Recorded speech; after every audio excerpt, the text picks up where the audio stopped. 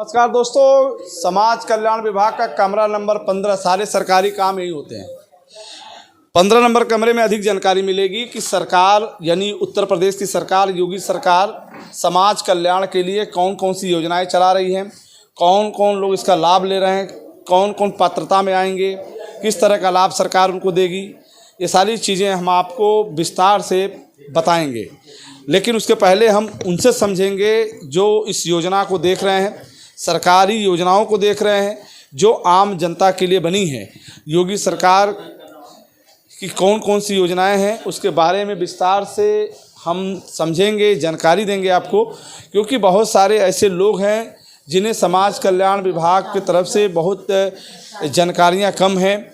उनके परिवार के लिए, उनके लिए, स्वयं के लिए क्या क्या योजनाएं सरकार की तरफ से है, कौन कौन इसकी पात्रता की सूची में है, क्या क्या दायरे हैं, आइए बात करते हैं। सर, आपका पूरा नाम?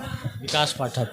मैं विकास पाठक जी से बात करता हूँ। विकास पाठक जी, ये जानकारी चाहते हैं कि समाज कल्याण की तरफ से आप क्या देखते हैं? हमारे विभाग में अभी राष्ट्रीय पारिवारिक लाभ योजना का संचालन होता है, जिसमें घर के कमाऊ सदस्य और मुखिया के असामयिक निधन पे 30,000 रुपये की धनराशि जो उन पर डिपेंडेंट है उनकी पत्नी को मिलता है।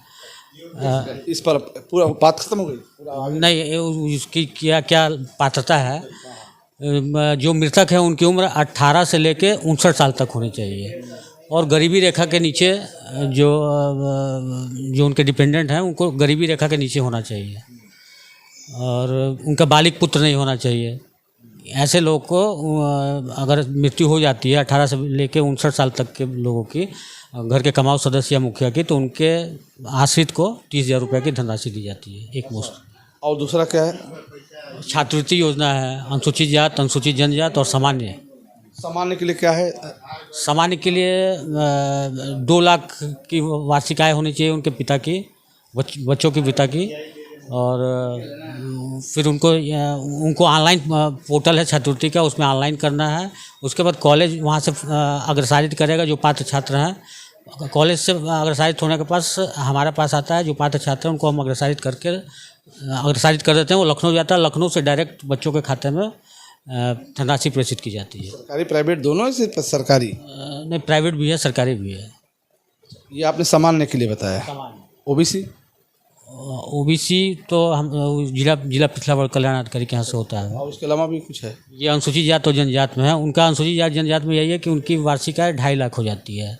जनरल की 2 लाख है, इनकी 2.5 लाख हो जाती है, तो उनको भी वही सेम प्रोसीजर है। कोई अगर छात्रवृत्ति लेना चाहता है तो कहाँ जाएगा? पोर्टल पे? छात्रवृत्ति लेना जाए तो ऑनलाइन करेगा। छात्रवृत्ति स्कॉलरशिप का जो पोर्टल है उस पर ऑनलाइन करेगा सभी डॉक्यूमेंट लगा के, और जो खाता है वो उसमें NPCI करवा लेंगे। वो बिना NPCI के, चूँकि अब आधार बेस्ड पेमेंट ही हो रहा है, तो बिना NPCI के छात्रवृत्ति पैसा प्रेषित नहीं हो पाएगा, इसलिए NPCI कराना जरूरी है। समाज कल्याण सामान्य वर्ग के लिए कितना साल की छात्रवृत्ति देता है?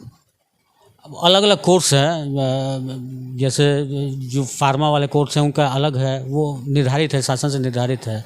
जो LLB है अलग है, BA का अलग है, पोस्ट ग्रेजुएशन का अलग है, अलग अलग। पात्रता क्या है? इंटर बाद है कि पहले भी? नहीं, 9-10 से शुरू होता है छात्रवृत्ति हमारा। 9-10 सालों को मिलता है।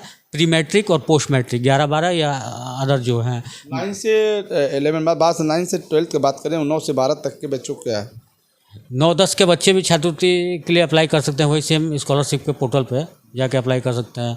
फिर 11-12 भी वैसे ही कर सकते हैं स्कॉलरशिप के पोर्टल।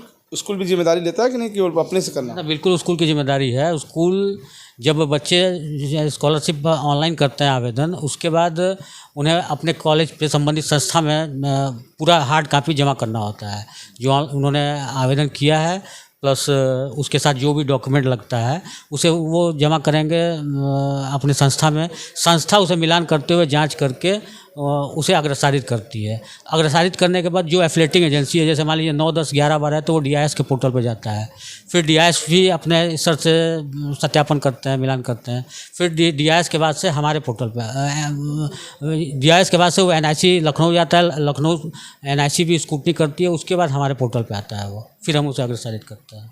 हर साल प्रक्रिया बदलनी होती है, लाइव हो जाता है? नहीं, हर साल उनको ऑनलाइन करना होता है बच्चों। जी, 1 साल में एक बार करना होगा? जी। तो ये हो गई 2 योजना, और भी कुछ योजना देखते हैं आप? हम तो फिलहाल यही 2 योजना देखते हैं। टोटल योजना कितने हैं यहाँ पे? टोटल यहाँ योजना करीब 6 है समाज कल्याण में। 4 बाकी उधर देखते हैं लोग। हाँ, किन्नर से संबंधित तो आप आइए बात करते हैं सर। जैसे आपने बताया किन्नरों के लिए सरकार की तरफ से क्या क्या योजना है, आप पूरा नाम क्या लेते हैं? संजय राय। संजय राय जी जी। सरकार की तरफ से किन्नरों के लिए अगर बलिया का मूल निवासी है तो अपने पोर्टल पे जाकर रजिस्ट्रेशन करेगा किन्नर पे, और रजिस्ट्रेशन हो जाने के बाद जिलाधिकारी के यहाँ आएगा उनका, और जिलाधिकारी थ्रू हमारे पास आएगा। उसके बाद उनको सरकार द्वारा जितनी भी योजनाएं हैं चाहे किसी विभाग की हो उनको सब मिलेगा। पात्रता मतलब मूल निवासी होना चाहिए। वही मतलब मूल निवासियों को। और भी क्या क्या योजना देखते हैं आप? और हम ये देखते हैं वृद्धाश्रम।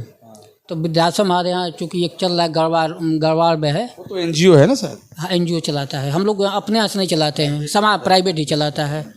तो वहाँ जो माता पिता छोड़ देते हैं, माता पिता को छोड़ दिया जाता है, बुढ़े लोगों को, तो वहाँ रखा जाता है। वृद्धाश्रम जो चल रहे हैं इसको कैसे पता चलता है कि कितनी संख्या है लोगों की? वो ऑनलाइन पोर्टल बना हुआ है, उस पर वो सूचना दर्ज करते हैं, फिर समाज कल्याण अधिकारी भी उसको वेरीफाई करते हैं। अभी कुछ जानकारी है कितने हैं जिले में वृद्धाश्रम? एक है, एक में कितने लोग हैं ऐसे? इस समय 129 वृद्ध हैं। 129 में जो है उनको सरकार क्या लाभ दे रही है? उनको खाना पीना रहना सब फ्री मिल रहा है जी, वहीं रहना भी है। लेकिन आप वो डायरेक्ट पैसा उनके अकाउंट? वो लखनऊ से सीधे उनके खाते में पैसे जाता है। तो और कौन कौन सी योजना है? और वो राष्ट्रीय वृद्धावस्था पेंशन है समाज कल्याण के। हाँ, वो 60 साल से ऊपर वृद्ध लोगों को सरकार 1000 रुपये प्रति माह देती है। 60 साल? हाँ, 60 साल से ऊपर। यदि कोई वृद्धा पेंशन लेना चाहता हो तो क्या अप्लाई करेगा? वो ऑनलाइन रजिस्ट्रेशन होता है, वृद्धाश्रम वो पोर्टल है, उस पर ऑनलाइन रजिस्ट्रेशन करेगा। उसके बाद हमारे फॉरवर्ड वीडियो के यहाँ जाएगा, वीडियो फॉरवर्ड समाज कल्याण अधिकारी के पोर्टल पर करेंगे, समाज कल्याण अधिकारी उसका निकाल के। शहरी क्षेत्र में कौन देखेगा? वो शहरी क्षेत्र में एसडीएम के थ्रू आता है जी, ग्रामीण में वीडियो। और भी कोई योजना? और योजना हमारे यहाँ तो सामूहिक मुख्यमंत्री सामूहिक विवाह योजना है। इसमें एक आयोजन किया जाता है हम लोग निश्चित समय पे, उसमें लड़कियों को जो अपना वहाँ उपस्थित हो लड़कियों को 35,000 रुपये खाते में दिया जाता है, और 10,000 रुपये गहना उना के रूप में दिया जाता है। नहीं 35 और 10,000 उनको वहीं मिलता है गहना कपड़ा उपड़ा के रूप में। 45,000 सरकार की तरफ जा रहा है ना, 35-10 प्लस? जी जी। 10 तो अपने जेब से आप देते नहीं हो, तो सरकारी? सब सरकारी है, जेब से कुछ नहीं है। तो 45,000 रुपये जाता है। तो अब तक एक आइडिया होगा लगभग कितने लोग सामूहिक विवाह में, कितने लोग जोड़े शादी से निकल चुके हैं? इस साल तो अभी शादी नहीं हुई कोई, अभी तो हुई नहीं है। पिछले साल तक करीब 2-3 हज़ार लोगों को सामूहिक शादी का लाभ दिया जा चुका है। अभी इस समय नहीं हो रहे हैं, बंद है? नहीं बंद नहीं है, अभी रजिस्ट्रेशन चल रहा है। रजिस्ट्रेशन हो जाएगा, नवंबर में शादी होगी यहाँ पे जी। लगभग 2000 से ऊपर शादियाँ हो चुकी हैं कि नहीं? हो गई है ना? 45,000 टोटल सरकार दे रही है।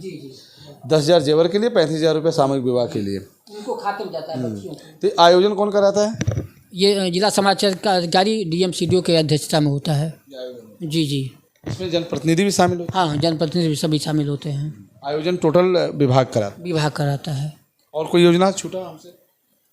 और अनुसूचित जाति उत्पीड़न है। अनुसूचित जाति व्यक्तियों का कोई FIR होता है, चाहे उत्पीड़न करता है, तो पुलिस अधीक्षक के माध्यम से पत्रावली समाज कल्याण में आती है, और जो भी धारा लगती है उसके अनुसार हम लोग पैसा उनके खाते में भेजते हैं। उसमें निश्चित नहीं, जो भी धारा होगी उसके हिसाब से भेज। सरकारी लाभ यही है टोटल। तो दोस्तों, सरकारी लाभ किस तरीके से आप लेंगे, सरकार जो आप लोग के लिए जो योजना चला रही है उस योजना को आप कैसे देखेंगे, कैसे उसका लाभ लेंगे, समाज कल्याण विभाग आपकी सेवा में तत्पर है। समाज कल्याण विभाग सरकारी योजनाओं को आप तक कैसे पहुंचा रहा है, ये आप देख सकते हैं। योजनाएं आपके लिए हैं, दरवाज़ा खुला है इस विभाग का।